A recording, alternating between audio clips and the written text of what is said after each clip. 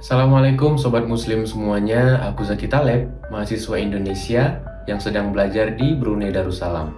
Dan negara Brunei Darussalam disebut-sebut sebagai negara yang paling membosankan bagi para turis dan tidak ramah bagi wisatawan. Memang setiap negara mempunyai daya tarik masing-masing dan mempunyai kelebihan dan kekurangan masing-masing. Di episode kali ini, aku akan mengajak kalian semuanya untuk berkeliling Brunei dan melihat beberapa wisata yang ada di Brunei Darussalam yang mungkin bisa menjadi daya tarik bagi para turis.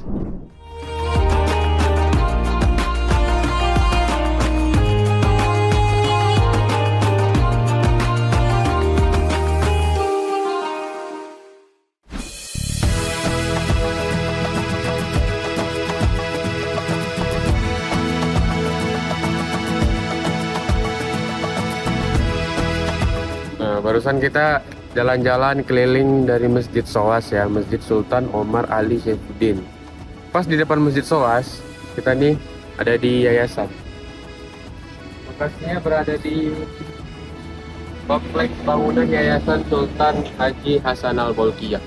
Kalau kita lihat jadwal bukanya ini istilahnya kayak street food gitu kan. Setiap negara mungkin punya street food masing-masing.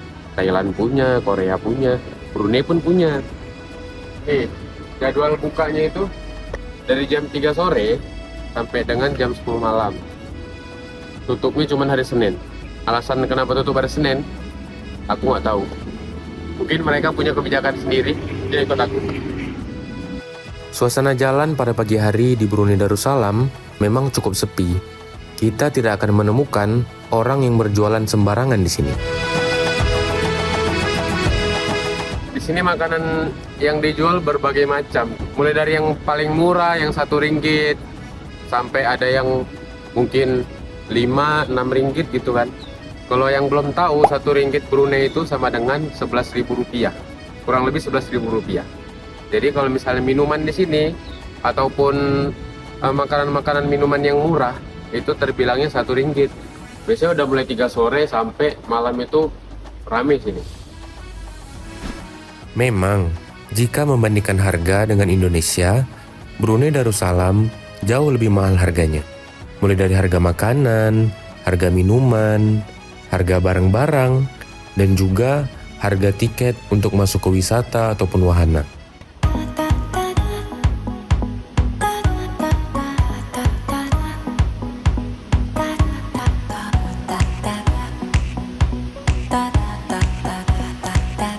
Selain jualan makanan, di sini juga ada wahana-wahana yang buat anak kecil ya. Kita mau lanjut ke depan situ. Kita mau masuk ke kampung air itu pakai water taxi. Jadi kita pakai kendaraan umum untuk nyebrang dari sini menuju ke kampung air. Nyebrang kita ya, bukan pakai jalur darat tapi nyebrang dari air. Ada satu hal yang membuat aku kagum dengan ketertiban negara ini. Salah satu hal yang aku suka di Brunei ini, semua pengendara mobil itu mengutamakan pejalan kaki. Jadi kalau misalnya kita mau nyebrang, kita udah pasti didahulukan.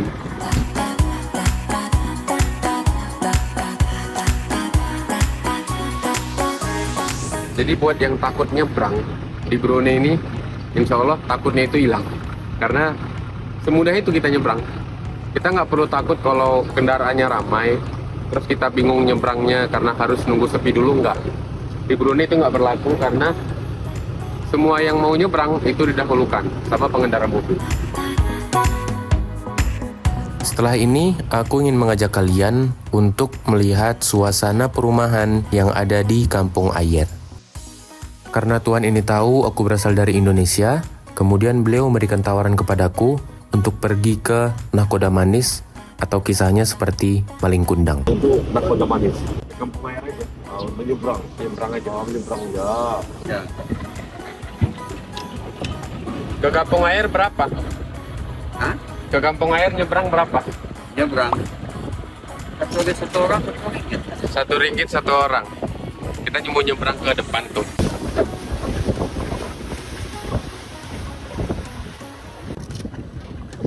Kita nyebrang dari sana ke Kampung Ayer itu Rp1 satu orang.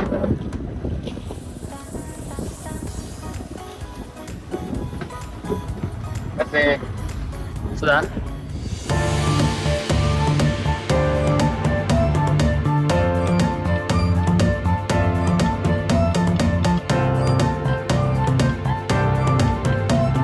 Kita di drop di sini. Satu keruput mungkin perahu. Tadi kita di sana kan, kita nyebrang aja. Tuh.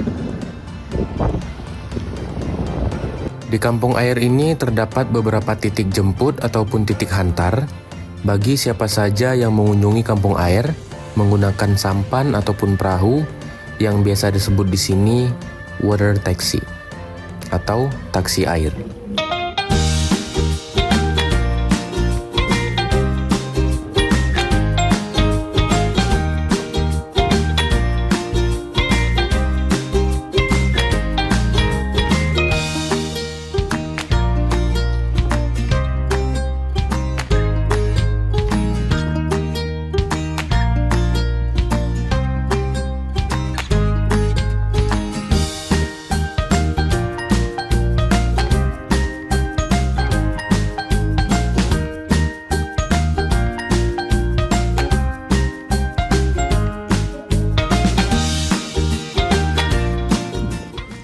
Barusan kita lihat suasana di kampung air, perumahan di kampung air. Setelah kita lihat, mungkin kita berasumsi bahwa penduduk kampung air ini masuk ke kategori sederhana ataupun di bawah dari sederhana. Tapi asumsi itu salah. Karena memang rumah yang kita lihat termasuk rumah sederhana, tapi orang-orang yang berada di dalamnya atau penghuni dalamnya itu merupakan penduduk asli dari Brunei.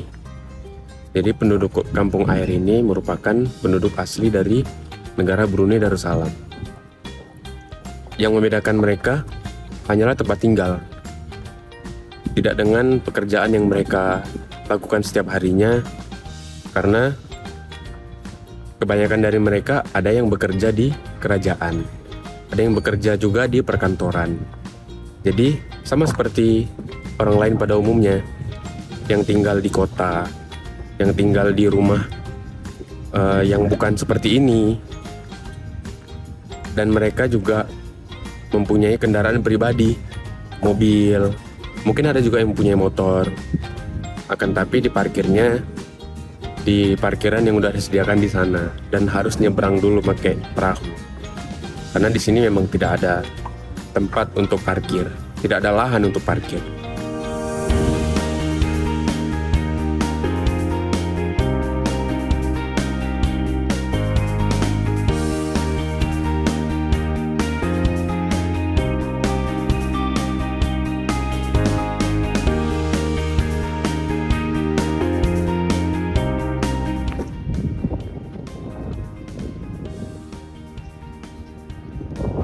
Ada juga yang jual nasi, jual minuman di sini, jual es batu juga ada. Ada juga di sini kafe, salah satu kafe di kampung air yang di dalamnya ada AC-nya. Habis itu makanannya juga banyak pilihan, minumannya juga sama banyak pilihan. Setelah kita berjalan dan berkeliling perumahan di kampung air, kita dapat melihat bahwasannya terdapat keindahan alam Brunei Darussalam yang masih terjaga dari dulu sampai sekarang.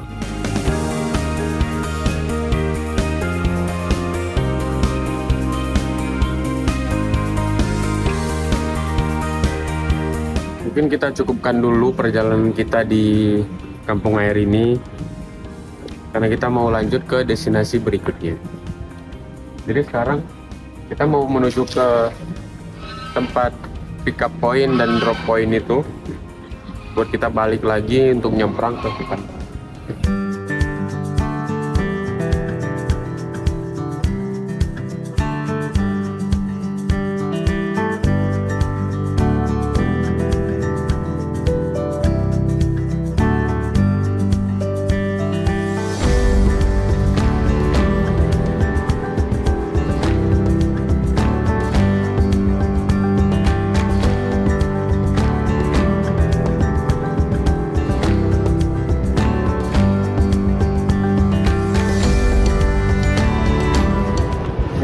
ada di pick up point sama drop point ya. Mungkin ada beberapa titik ya. Dan di sini sistemnya kayak kita naik angkutan umum di Indonesia gitu, sama. Jadi kita manggil orangnya. Jadi mirip-mirip sama kita memberhentikan bus di pinggir jalan atau angkutan umum di pinggir jalan. Sama juga di sini. Karena di sini namanya ya water taxi. Taksi air gitu kan. Sama kayak tadi kita nyebrang dari sana ke sini itu Rp1. Jadi pulangnya kita juga sama, dari sini ke sana Rp1.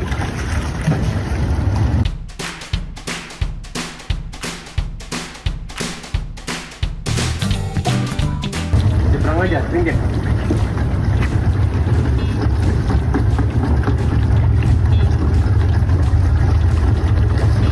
Setelah menelusuri kampung Ayer menggunakan taksi air, aku melanjutkan perjalananku menuju salah satu monumen penting yang ada di negara Brunei Darussalam yang dibangun pada tahun 2006.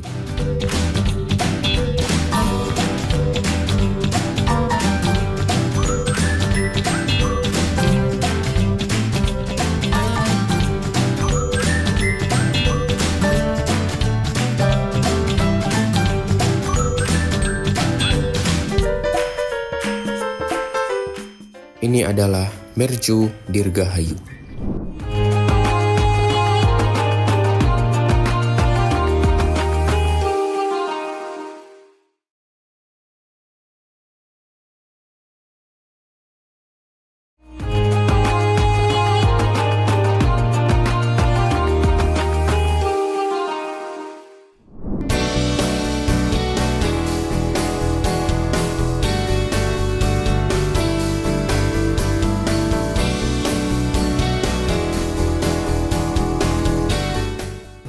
Apa yang kalian lihat di sini? Mungkin masih bingung sama bentuknya kan? Coba perhatiin lagi.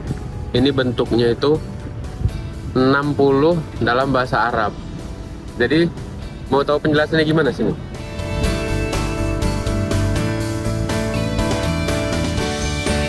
Jadi 60 dalam bahasa Arab ini maksudnya apa?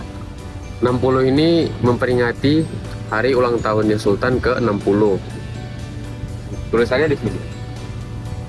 Memperingati sambutan perayaan ulang tahun Hari Keputraan ke Bawah Duli Yang Maha Mulia Paduka Sri Baginda Sultan Haji Hasan Al-Bolkiah Muizzaddin wa Daulah Sultan dan yang Dipertuan Negara Brunei Darussalam yang ke-60, 15 hari bulan Julai 2006. Jadi ini angka 60 ya dalam bahasa Arab. Mungkin pertama kali ngelihat masih bingung karena nggak tahu ini tulisan apa gitu.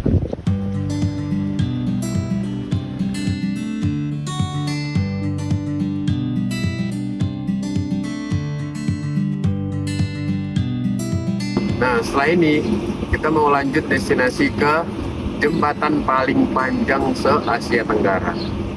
Kalian bingung kan, jembatan paling panjang se-Asia Tenggara itu ada di mana? Di Brunei jawabannya.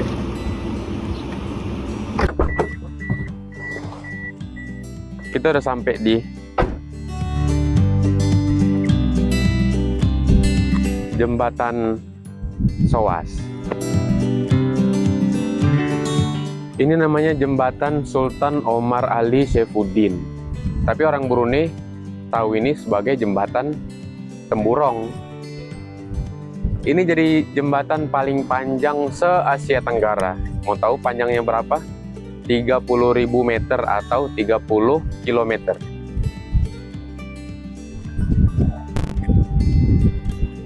Jembatan ini menghubungkan dari Brunei Muara menuju ke Temburong. Jembatan SOAS ini selesai pembangunannya pada tahun 2020, tapi start mulai pembangunan jembatan ini udah lama, cuman baru selesai di 2020 atau di masa Covid yang lalu, dan memakan biaya sebanyak 1,6 billion dolar.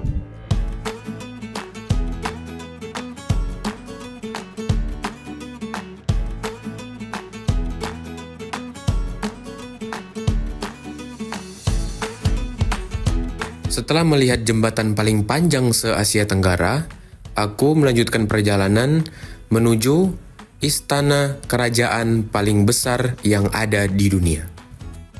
Sekarang kita sudah berada di Istana Nurul Iman. Istana Nurul Iman ini merupakan istana yang paling besar, istana kediaman sultan atau raja paling besar di dunia. Berapa sih besarnya? Ini luasnya mencapai 200.000 meter persegi dan menghabiskan biaya 1,4 billion dolar. Siapa aja yang tinggal di sini? Yang tinggal di istana ini adalah sudah pasti sultannya sendiri, Sultan Brunei saat ini, beserta keluarganya dan para staf-stafnya. Tapi tidak semua keluarga ataupun kerabat sultan tinggal di sini. Ada beberapa keluarga sultan ataupun kerabat sultan yang tinggal di rumah pribadi.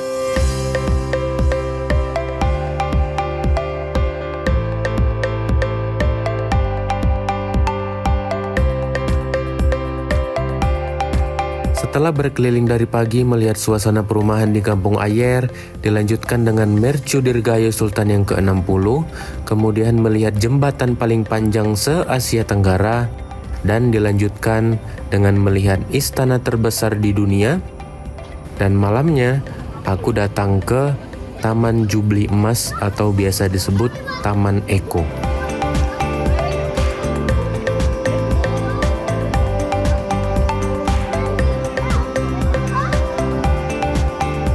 Taman Jubli Emas terletak di Bandar Seri Begawan, Brunei Darussalam. Di sini terdapat jogging track karena setiap sore terdapat banyak orang yang berolahraga di sini dan dapat menikmati beberapa hiburan lainnya seperti meminjam kereta-keretaan ataupun mobil-mobilan dan lain sebagainya.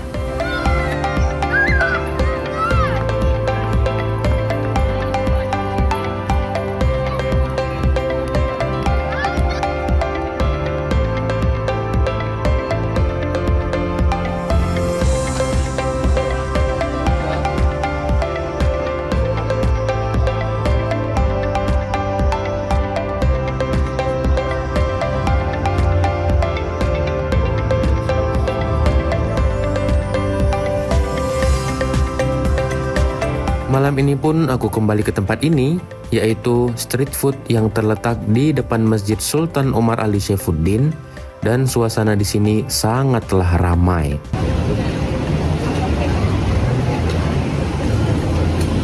Setelah menikmati beberapa makanan dan minuman yang ada di sini, aku memutuskan untuk kembali pulang.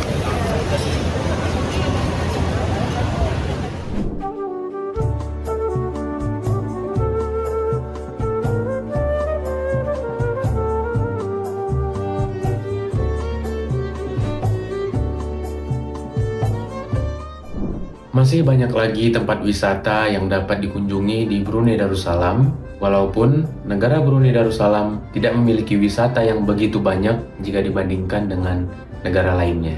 Demikian beberapa tempat wisata yang ada di Brunei Darussalam. Saya Zaki Taleb. Assalamualaikum warahmatullahi wabarakatuh.